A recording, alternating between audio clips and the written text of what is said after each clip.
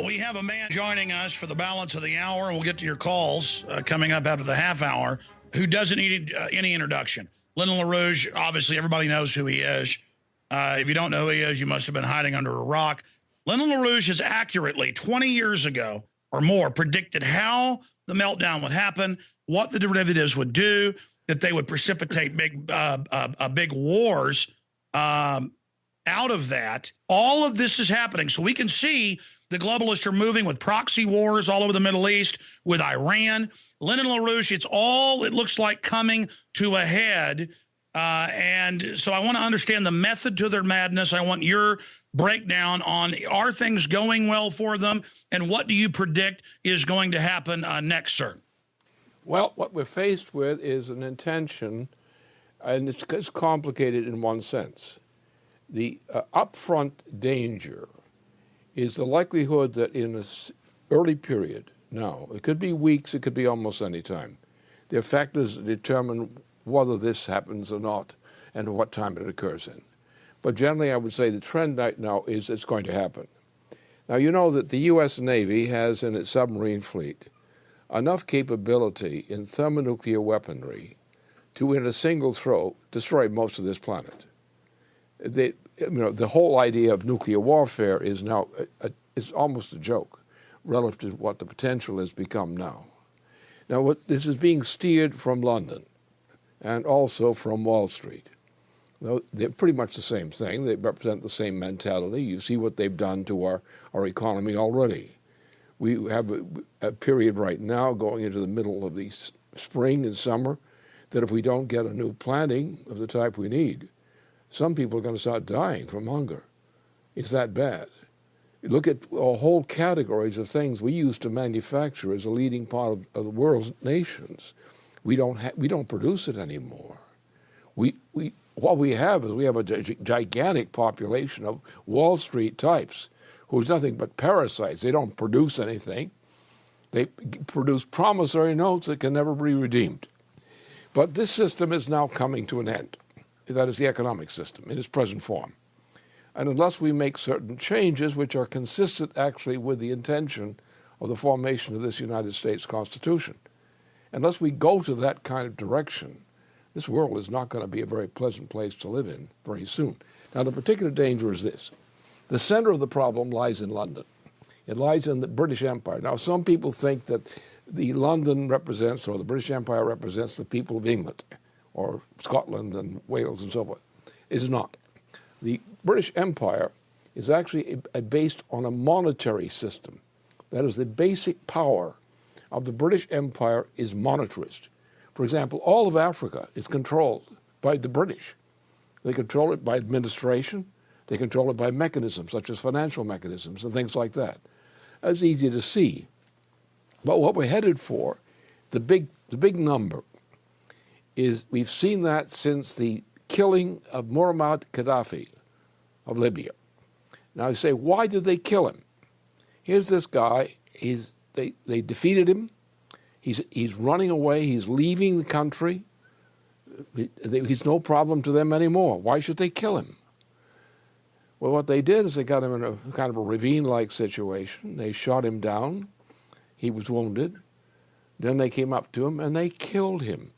So in other words, here's a man who has been taken prisoner, a former leader of a nation. He's wounded. He's helpless. He's in their hands. And they execute him. Now, the orders for this came from the trio of London, France, and the United States, that of President Obama. They killed him. Then the explanation came out of France that the reason this has happened was the powers that be did not wish to have Obama alive, or rather Gaddafi alive, because they argued that if he were alive, they'd have to put him on trial. And if they put him on trial, that would interfere with their program. They intended to go directly from the killing of Gaddafi into starting the war with Israel launched against Iran and against Syria. Now, these were not the real targets. These were targets, very real targets. And by the way, sir, as you know, Hillary made a joke about, we came, we saw, he died, basically imitating what Julius Caesar said, and she laughed about it. So not only are they engaged in barbarous war crimes, now they're making jokes about it. And to make it worse, she's not even a military person, which just adds to the obscenity. It's bad enough to be a warrior and brag about killing somebody, but to be a sack of sycophantic globalist filth, it's amazing. Well, no, she take her case and look at it, what actually happened. She had a policy of being a restraining influence against Obama. And she did a fairly good job. But then they came down on her. Now, you have to understand that the people around Obama threatened assassinations and similar kinds of things. She was terrified. And you will notice that since that terrifying of her, which is on the record, she changed her personality. That doesn't mean she changed herself in her character. It means she's now submitted to the monster. Let me stop you. It's always so complex when you get on because it's so well documented. There's a lot between the lines. You had a Freudian slip almost twice and kept saying Obama assassinated. And it's funny you mentioned that because I was going to raise that later but didn't know if I should because I was rereading what the big Jewish Atlanta newspaper editor said. He said, I've met with the Mossad people. You know, they are looking at killing Obama. I'm serious about this, that they better attack Iran. That was pretty much an open threat. And that's the word I'm getting is they could use an assassination of Obama as some type of false flag to launch a wider war and blame it on the Iranians. Well, this is all part of the pattern. But I look at this thing from the end game. What's the end game here? Not what are the details of things that come up on the side. What we're headed with is something very soon. It's coming out of London, but the United States plays a key role in it. The United States has the greatest thermonuclear power for weaponry on this planet.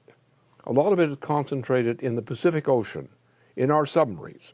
We can virtually obliterate much of this planet with one shot, that is one barrage, properly aimed. Now that's the threat that we're facing. The timing of that threat comes before the next election inside the United States. If this was intended earlier, but it was postponed. We had people in our Joint Chiefs of Staff who said, you can't do this. You have other people saying, you cannot even think about this. Because if you're thinking about a war with the parties that you're indicating, which include the British Empire and the United States under Obama working for the British Empire on this policy, you realize that you have the greatest threat to humanity imaginable. Now, whether the British do it or not, by controlling Obama, who controls the submarine fleet, ultimately as Commander-in-Chief of the U.S. forces. Whether they do that or not is uncertain. My view is the British have two intentions. Obama's doing what he's doing. He's not really very intelligent. He's a sick man. But he's doing it for this British monarchy, who have a whole policy of reducing the human population from 7 billion people to 1 billion people in a very rapid order. And that's where the evil is coming from. Now, the British, of course, are now, in their policy, are threatening to compel U.S. forces to be used to obliterate the targeted nations they intend to obliterate. And we have in our naval capability, the submarine capability, a typification of what our capability is to do that. Without us, without the United States and its forces being complicit with the British couldn't do it, even though they're the inspiration of the policy. So our situation is we've had our military and other people in other parts of the world recognize what this problem is and know we've got to stop the British attack. We know the only efficient way to stop this, and it could stop it, is to get Obama out of office. Now, he's not only impeachable because he's violated most of our Constitution. He could take a check but the key thing here is that he is clinically insane. This man, I did back in April of 2009. Mr. LaRouche, I apologize for interrupting you. Let's come right back on the other side and continue looking at this because he's not mincing words here and he's not hyping it. So many mainline analysts say this could lead to World War III. The Russians are sending Spetsnaz. What could happen? You were getting into Obama being an insane puppet, and I want you to finish with that, but I mean, what are the different scenarios that we could see unfold, the build-up to war with Iran, the Iranian and Russian troops going into Syria, Hillary beating the drums for war, Obama. This whole thing is escalating. And then we hear people saying, well, Obama is not wanting enough war. He's liberal. That sounds like a bunch of left cover garbage. I mean, he's doing everything the big corporations want him to do. Of course. But I think I should be very careful now, because even while the facts I will state are all true, I've got to think about your listeners, for example, that I don't absolutely terrorize them. I tell them exactly what the situation is. First of all, the British are running this operation, the British Empire. The British Empire is not a kingdom. It's an international financial power, which includes Wall Street, for example, in our own country. And that's the power you're up against. They want to maintain the imperial tradition of Rome, which is what the British Empire's tradition is, adopted later.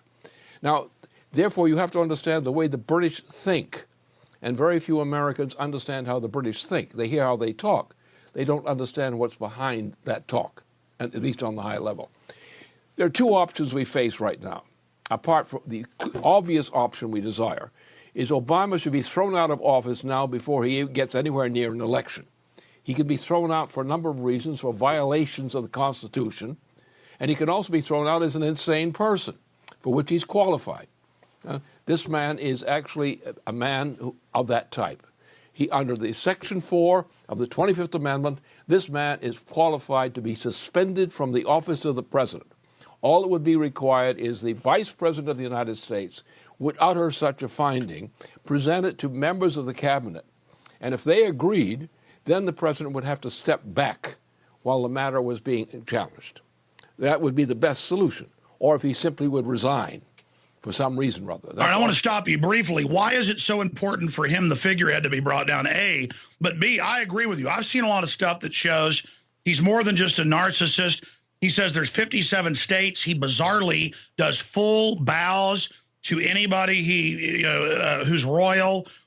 He's saying more and more weird stuff. I mean, what's your intel? So I know you have an incredible intelligence network. I mean, are you hearing he's actually completely nuts? And what is the form of psychosis? Well, he is actually the same thing as the Emperor Nero. He has in history an identity and a profile, which I presented in April of 2009, warning about what this guy was going to do. He is actually, somebody picked a guy whose mental state was that of the same as the Emperor Nero, and who, in the end killed himself when he was losing the case at that point.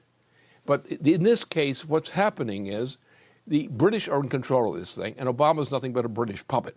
He's also insane. And his significance is that as President of the United States, with his insanity and the power he's using with the direction of the British, he could cause World War III, thermonuclear World War III. So if we don't remove him from power, as it stands now, here we got two options. You have to think of what's the British option. The British option is if they can't win it any other way, they are now prepared to order through the President of the United States the launching as of our submarine fleet in the Pacific, to launch the greatest capability in thermonuclear warfare that exists on this planet. Without the United States under control of the British, under Obama's control, that could not happen. Therefore, we have to get Obama out, because the most likely way to save this nation, if we continue to tolerate Obama, if he's continued to be president, they're not going to wait for the next election of the United States. The danger comes now. We don't know the exact date, but we're approaching that point. Now, two things the British have two objectives. Now, the British know what the command knows exactly what they're doing when they're prompting the United States to unleash forces such as the submarine thermonuclear capability in the Pacific and also in the Atlantic. They know what they're doing. They are obviously not anticipating a pleasant trip with that. They would prefer to use the threat, as Hitler did in Germany to the Germans, to use the threat. Mr. LaRouche, stay there. That was a short segment. Long one coming up. This is key. That's what I wanted to ask you when we get back.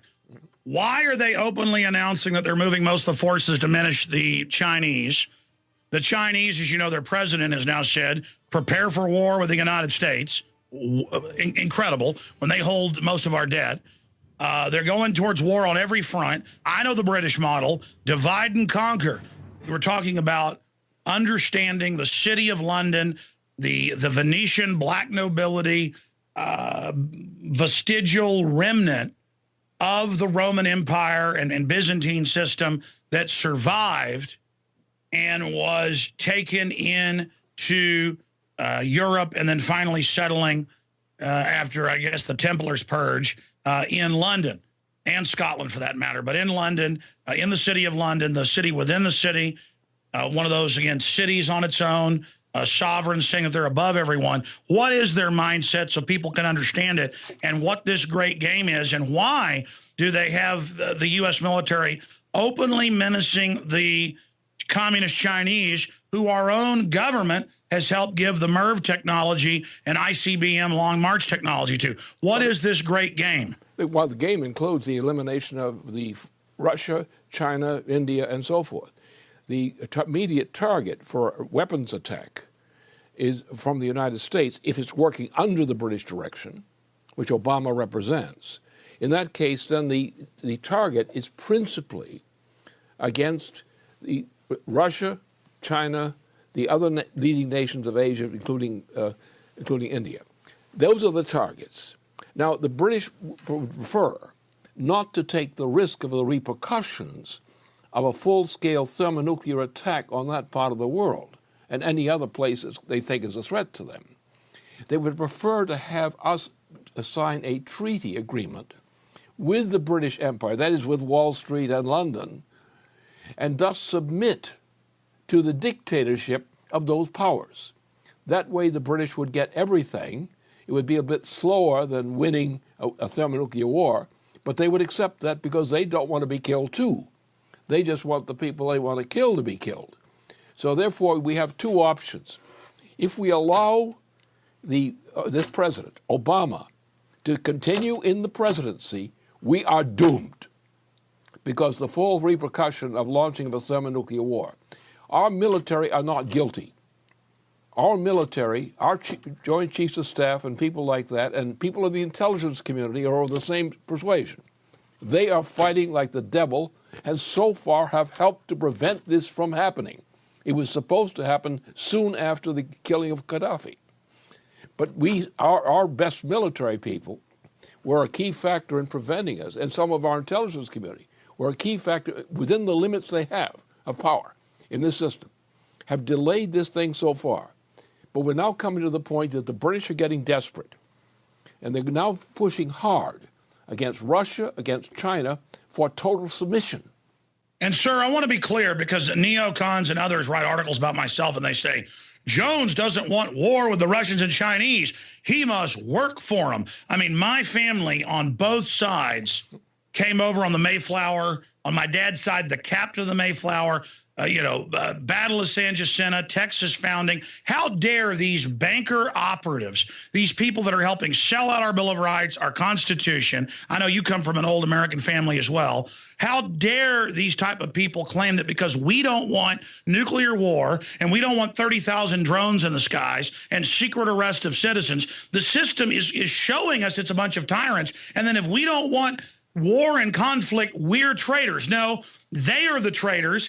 And is it not treason when they're launching wars under UN authority? They're not going to Congress. They're saying we'll arrest citizens and kill citizens. I mean, I saw Lindsey Graham on TV. He goes, yeah, of course the NDAA is for citizens. We won't just arrest you. We'll kill you without a trial. I mean, they are trying to come out in the open and hide their tyranny in plain view and appeal to authority.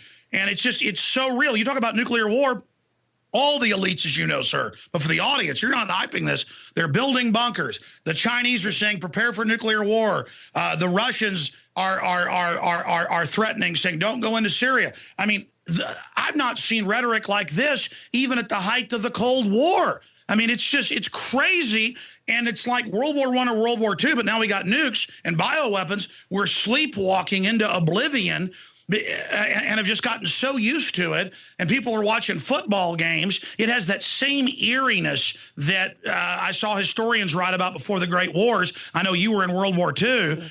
So, I mean, is that what your gut is telling you and your intellect as well, sir? I'm saying that the problem lies with our responsibility as Americans. Our responsibility here is to throw this President Obama out of office. Because if we are not willing to do that, we are not going to survive. But you're saying that's a signal to the world that there's big changes and the power structure is being reversed. The point is the British Empire which controls Wall Street. Remember, Wall Street has been from the beginning a British faction. Most of our presidents, I could go through some of these. Well, they set up CFR in New York to control it on record. It's all British intelligence. Sure it is. But the point is, if the problem is the killing of Kennedy and the entry into a long war of about 10 years in Indochina was intentional, and Kennedy opposed that, and he was killed to get him out of the way to get that war unclosed.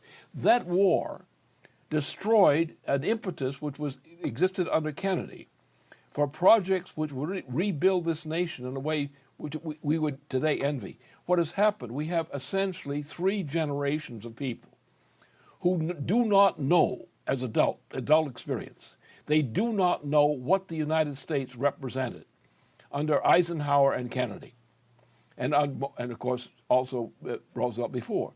They don't know that. They've been terrorized by what a succession of wars all over the world. We have our troops are being slaughtered, by perpetual warfare. We don't need that warfare. And I think you'll find that any leading military officer of our system, well, that's my next point, sir. All the top brass has come out and said a war on Iran is insane. Most of the Israeli people, the head of Mossad was fired a year ago because he wouldn't go along with it. I mean, this is so insane. The way I've heard it described by top CIA analyst Ray McGovern is it is a roll of the dice. And there isn't a good number on the die. It just runs from bad to worse. A 6 is total nuclear war. A 1 is doubling of gas prices, regional war, terror attacks, economies going under. But that's the neo-feudalistic British imperial model. And they say it's a post-industrial world. They're digging in. They've got seed vaults. They're building bunkers. I mean, the establishment, as you know, is acting like they're getting ready for World War III. Absolutely. But the point is, I look at it from the standpoint. Complaining doesn't get you anywhere. What do we do about it? What do we do then? And the point is, we have to arouse the American people in a different way than we usually do. Like what happened after Pearl Harbor. We had a situation where Roosevelt knew that the attack on Pearl Harbor was coming, but he also knew that most of the Americans would not fight the Japanese under those conditions and others. So therefore, we did not act to defend Pearl Harbor, even though we know it was happening, because the naval and army forces commanding the position in Pearl Harbor, for example, were not going to do anything to stop it.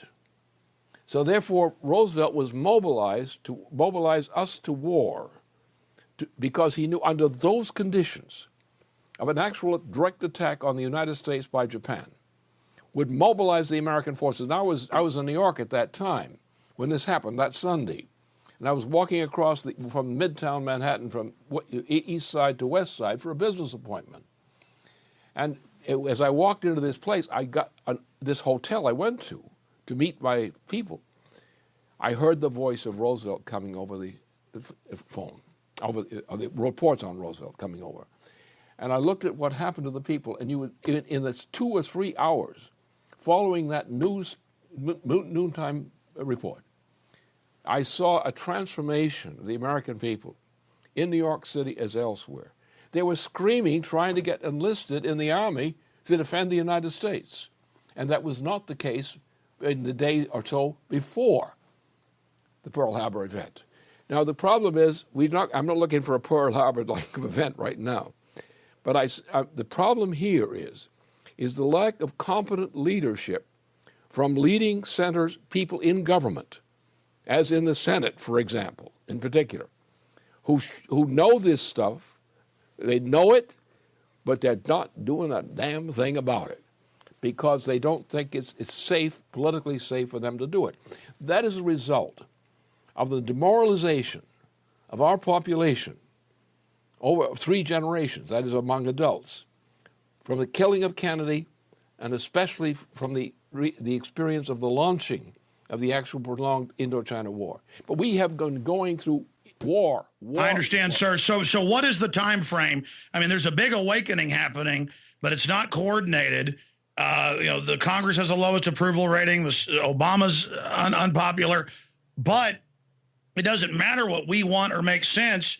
70+% don't want all these wars. They just keep going forward. So what do you see happening if the British puppet, the globalist puppet Obama is not removed? Well, what you've got now, the problem is you have no guts, especially represented by all of the Republican candidates and the one and plus minus the Democratic candidate. If you have that list of candidates, presidential candidates or pre-candidates, this nation is demoralized. That kind of electing that kind of junk to be the leading candidates for the direct election? You do that? You tolerate that? You tolerate these clowns? Well, why don't the banksters centered in and around London, as you say, why do they want us so demoralized? I guess so that we follow every order. Right. They want the folks. They're going to intend to reduce the population of the United States, among other places. You don't think we're going to come out of this as spectators to this great war? No. We are among the targeted victims of this war. And if we can't... Let's explain. The British play everybody off against each other. See, people think of it as you pick one side or the other. No. Think about the third position of the group manipulating you. That's what the Rothschilds have always done. You've written about them. They're all supporting this. Here's David Rockefeller from his memoir. We are on the verge of a global transformation. We're on the verge of a global transformation. All we need is the right major crisis, and the nations will accept the new world order. Here's another one, speaking in the New York Times about how great Mao Zedong is. Here's a quote out of his memoirs, page 405. Some even believe we, the Rockefeller family, are part of a secret cabal working against the best interest of the United States, characterizing my family and me as internationalists and of conspiring with others around the world to build a more integrated global political and economic structure. One world, if you will. If that's the charge, I stand guilty, and I'm proud of it. But they're not one world, everybody work together and be friends. They're one world corporate global empire. It's monetarism. That's monetarism. I say the problem here, the solution is, my experience internationally and knowing people in other countries, leading circles in other countries, important nations, I know that if the people of the United States would say what they are thinking now, in a large degree, they're thinking that this collection of Republican candidates and this Democratic candidate, Obama, the president, that as long as these people are treated with respect, the American people are going to submit, and they will not fight. And if they will not fight, we're duck soup. And the problem is our politics stinks as a result of 3 generations, effectively, in terms of adults. What happened when Jack Kennedy was killed and we went into the Indochina War. We have never reversed that trend. I understand. So what about this issue, sir? You talk about provocations. I was noticing that the Israeli papers reported that the folks that ran the Lavon affair, blowing up U.S. Movie theaters and things full of U.S. service people in Egypt to try to blame Egypt and start a big war. I noticed they were recently given awards. I know they've had, like I said, that publisher saying, go after the president if he doesn't launch the wars. What about Israel or the British or other groups? We know Israel was created by the big banksters. Israel as such is not a relevant problem in this case. You have an Israeli premier and a small circle of British stooges who are carrying the name of Israel against the objections of traditional leaders of Israel. The leading traditional leaders of Israel up to this point have all oppose this kind of operation, including against Iran and so forth. They're against it. What's going to happen if Iran gets attacked? Well, if Iran gets attacked, that's intended by the British to be the trigger used to launch the war. It depends on the point at which the British are able to get a secure control over ordering, through the President of the United States, ordering the launching of World War III as a thermonuclear war concentrated in Asia but not limited to Asia. Well, I've noticed they've moved the force to Asia, the naval and nuke forces, but the Russians and people are starting to concentrate in the Mediterranean and the Persian Gulf and Syria. But I guess they're thinking China's going to come in to back up Iran. No, it's different. It's a whole package. The whole Asia-centered package is one package of nations: Russia, China, India, and other leading nations, Japan, Korea, and so forth, who want no part of this policy. No, I understand. They're not going along. I mean, I know they're moving the fleets and the troops there and to Australia, but what I'm saying is I see a lot of conflict in the Middle East, too. How does that kick off stuff in Asia? What's their excuse? That Middle East case, that problem now, all comes from Britain, number one, and it comes from our presidency, the Obama presidency. That's the cause of all the Middle East problems right now. All right, I want to ask you when we come back and then take a few calls, how are they planning on starting a war with the communist Chinese then? But I was thinking about the psychology, say, of Don Corzine, Obama's big financial advisor, stealing $1.2 billion. Now they've announced they're going to keep it because he lost a 40-to-1 bet. The hubris level, the chutzpah level, the bravado level, whatever you want to call it, the megalomania level, I don't ever get people that just think they're 100% bulletproof. Maybe when I was 14 years old, but I just don't get these guys that have all this power. I mean, I've got a little bit of power with millions of listeners, and it kind of is a big responsibility, freaks me out. I try to be more careful about what I say because I realize that it affects things. But there's this opposite where you have all these madmen running things who make 40-to-1 bets. And I don't know how they think they're going to make it through a big nuclear war. They're just crazy. Well, the Corzine case, as I know it, would give you the answer to that. Corzine is not a thief. He's not a bad person. But he came up as a person seeking or impulse for a career. He took the career he had available to him. And what he did as a banker was what was accepted in that time and is accepted generally. I know, that's what I mean. It's reckless to make 40-to-1 bets with other people's money. Of course it is, but the point is that's the system now. And you can't blame the individual. The whole system is there. Look at your entire Congress. I'm saying this is a crazy system with nuclear weapons. These people are crazy. Of course, but think about the repeal of Glass-Steagall that occurred. All the worst damage that has been done to the United States and its people was the revoking of Glass-Steagall in the last phase of that process. And the repeal of Glass-Steagall opened the gates for all the hell which has burst out since that time. So you have to blame the people who orchestrated that and the people who defended the key bankers that were doing it. The audits of this came from London.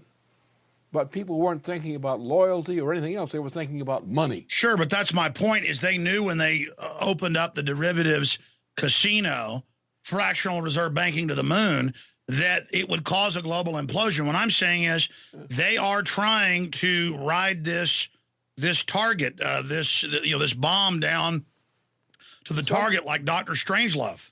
In some cases, yes, the leading ones, the British ones and the key people in Wall Street, the top people, Wall Street, the real Wall Street, Morgan, and that interest.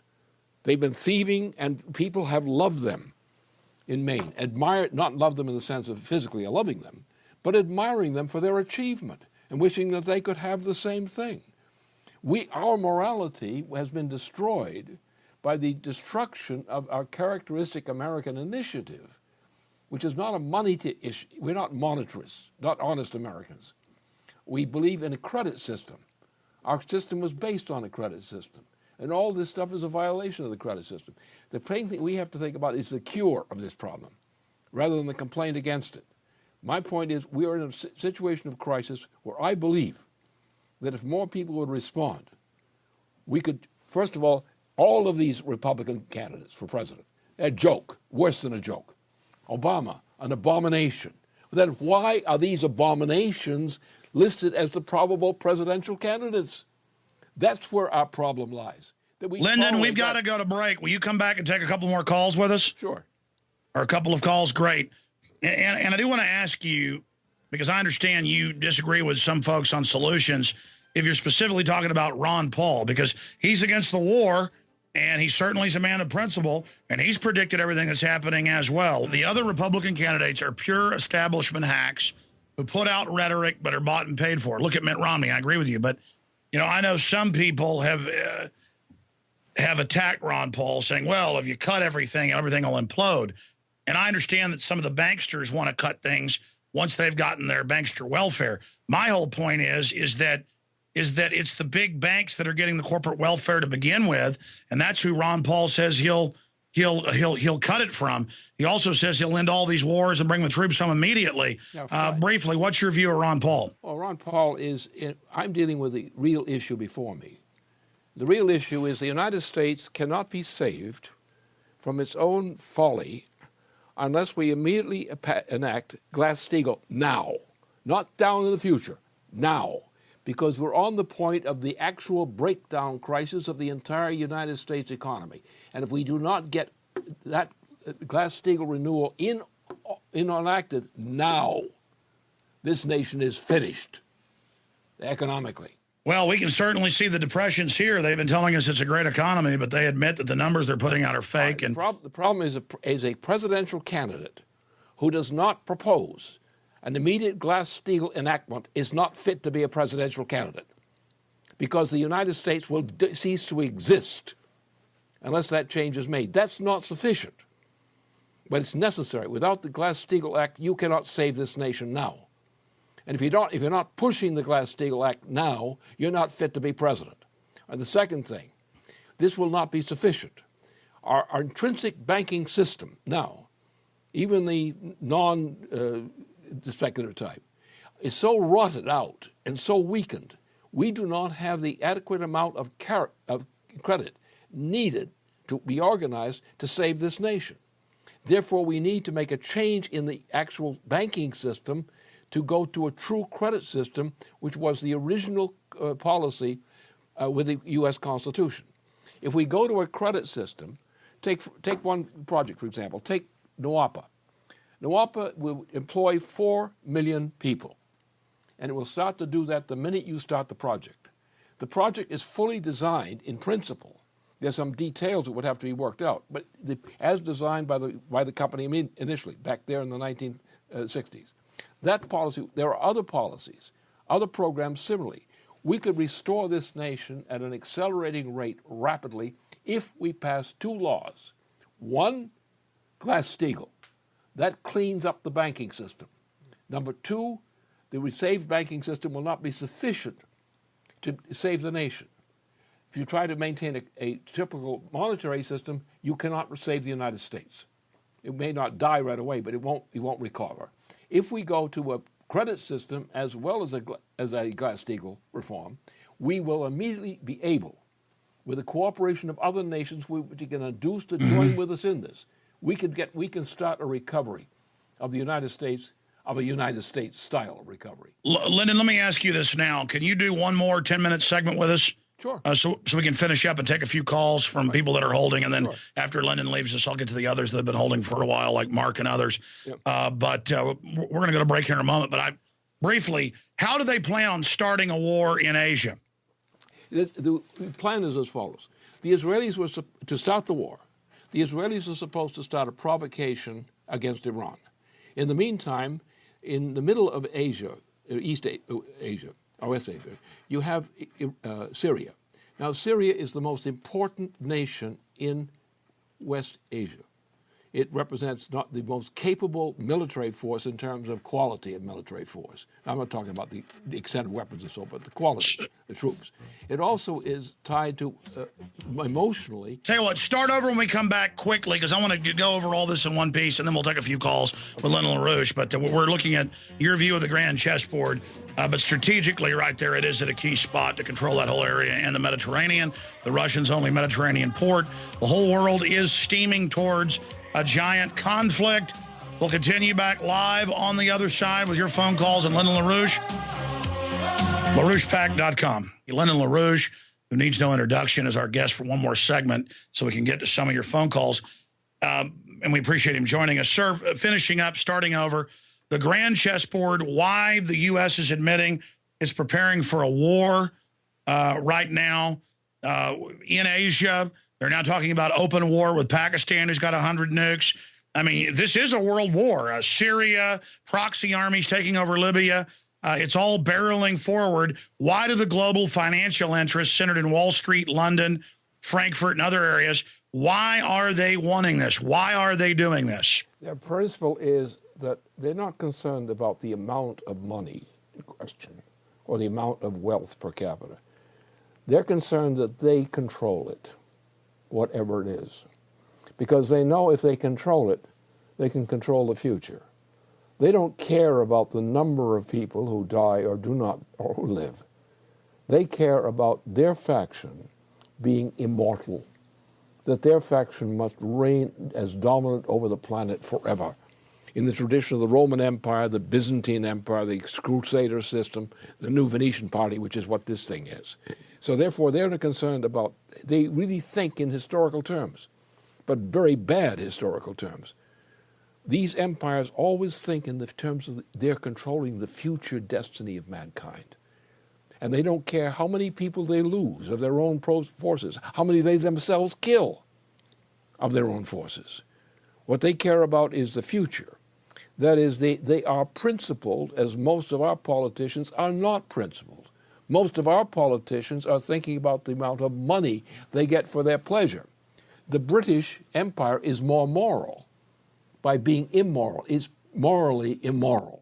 Well, they're such incredibly vicious control freaks. They want to win. That's why they're into eugenics. They want to create an artificial habitat, control all human activity, and be God, basically. Exactly. That's the idea of God in terms of pagan belief goes back to the things like the siege of Troy, where the question was, no matter how many people you kill, well, because you get to be the top dog, you can kill the opposition, the remaining opposition, which is what they did.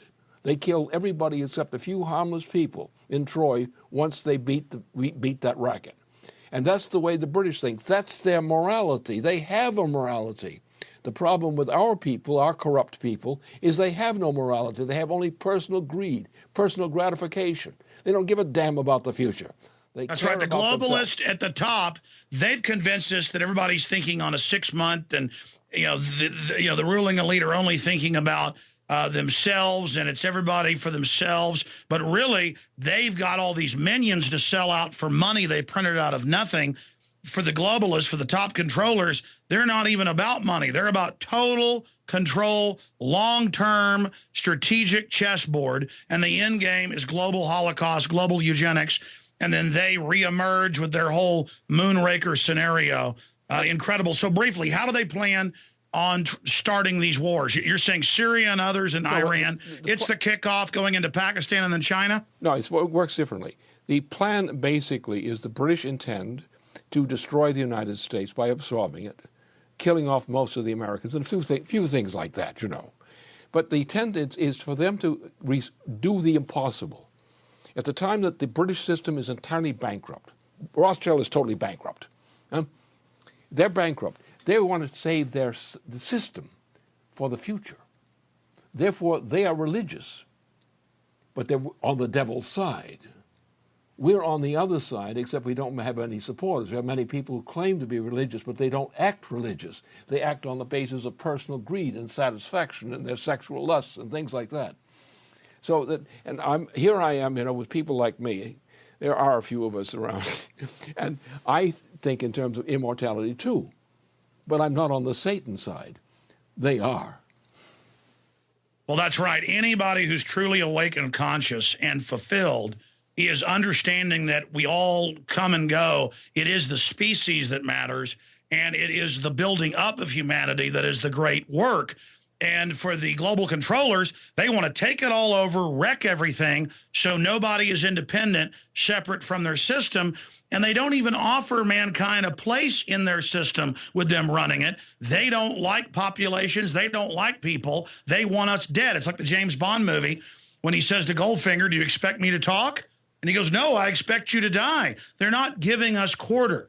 And as crazy as all this looks, they're really moving us forward. Are things, and then we're going to calls, are things going well for them, Lyndon LaRouche? No, they're not. The point is, if we have a few more people with a bit of guts, and we've got Russia and China are in other countries, like Korea, like Japan and so forth, in Asia, but other countries as well, and large movements in people in Europe who are on the opposite side or on the against that side.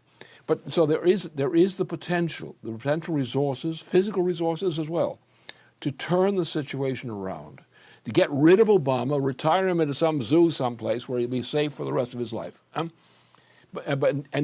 get rid of this problem. We can do that. It's a good we can do in this time. The capability of doing it is there if the willingness is there. We can win. We can save this, not to grab power, but to save civilization. There are parts of civilization would like to grow and improve things. And we just remove this problem, and we could remove it. The removal of Obama from office while he's still president, before he starts a war, would be sufficient to open the gates for the salvation, at least in one sense, of civilization. All right, let's go to Dan in Florida. You're on the air with Lyndon LaRouche, then Teeny. Well, yeah, my question was basically about the Rothschild family.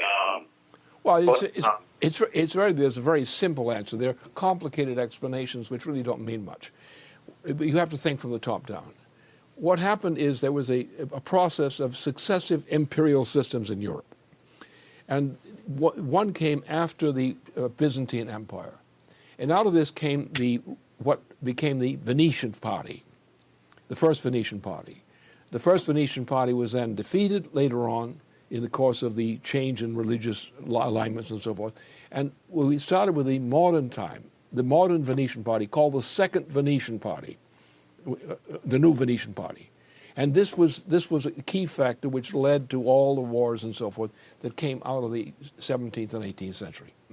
So in this process, the family of Rothschild, which was part of the families of the Venetian oligarchy, and were tied to what was called the second or the new Venetian oligarchy, which became the British Kingdom.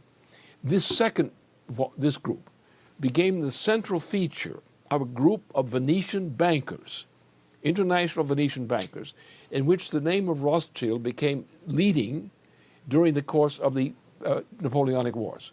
Since that time, the Second Venetian Party, typified by the leadership of the Rothschild family, as a financial family, became a dominant feature in the operations of the British Empire.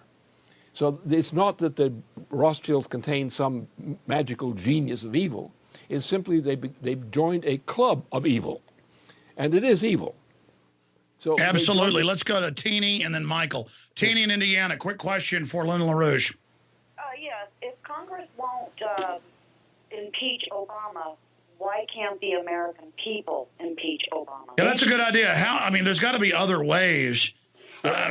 All it takes is a number of politicians with the guts to push through this reform. That is, Section 4 of the 25th Amendment. That will get him suspended from power if the cooperation is there. The suspension of him from power would block World War III. Which is just insane. They are moving towards giant multi-region wars, and nuclear weapons are already being threatened to be used.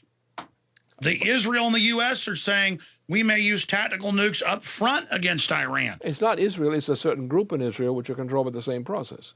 No, I know. And then it's sold as patriotic for people that live in Israel, but to be for this madness. and you got a bunch of idiots that don't even understand military matters who are supporting it. On the subject of Iran, we know that with Iran-Contra, there were the behind-the-scenes deals with the mullahs and the CIA. I mean, sometimes I wonder if there aren't elements of the Iranian establishment aren't still working with the West in some type of elaborate saber-rattling to try to basically manipulate the price of oil and things. Lyndon LaRouche, we're almost out of time. I appreciate all the time you've spent with us, but please give us your take on that. The point is, you go back to the issue of this. It was Dulles, who worked for the British, who sank Mossadegh. And that was what started this whole process. No, it was the British wanted all the oil for free, and Kermit Roosevelt and MI6, CIA MI6 team staged terror attacks on Muslims and blamed it on Mossadegh, and they used the Muslim extremists to overthrow Mossadegh, then double-crossed them and put the Shah in, then double-crossed him and put the Ayatollahs in, and tell our public that the Ayatollahs got in on their own. So I'm saying, is that relationship still there? I'm sorry. The relationship is British. Or any parts of the whole region. And now you have fluctuations where people who've been taken down by the British so often as their allies, who they revolt against the British. But it has always been the British Empire, which was the only significant force in the planet after the fall of the Soviet Union, was the United States, possibly versus the British. And everything hangs on that. We are the axis of the issue. If we can do our job, and I believe the American people, if they're mobilized properly, will respond, we can change the direction of history on this planet in a short period of time. But we need some leadership out there who are not like what we have as so-called selected leadership. They will not do the job. But I know that there are people in the Congress who are behaving badly or negligently or with cowardice. I know they're not bad people. And I know if we can get a little movement going on this thing, those people can be mustered together. And with that force, we can change the direction of this whole process. But we have to do it quickly. Well, you've got a lot of your ideas and information at LaRouchePack.com. There's also LaRouchePub.com. Let's take one more call for our guest. Let's talk to Nick in London. You're on the air with Lyndon LaRouche. Go ahead. Hello, Alex. Hello, Mr. LaRouche. It's great to see that you believe in Venetian mercantilism. I also subscribe to Dr. Mark Holzman's view. I can see, living here for 10 years, I can see that the society engineering that's taken place here, everybody's sort of treading on eggshells just to get ahead, you know. And I saw a documentary years back saying that the reason why the World War II was stopped was the American family values.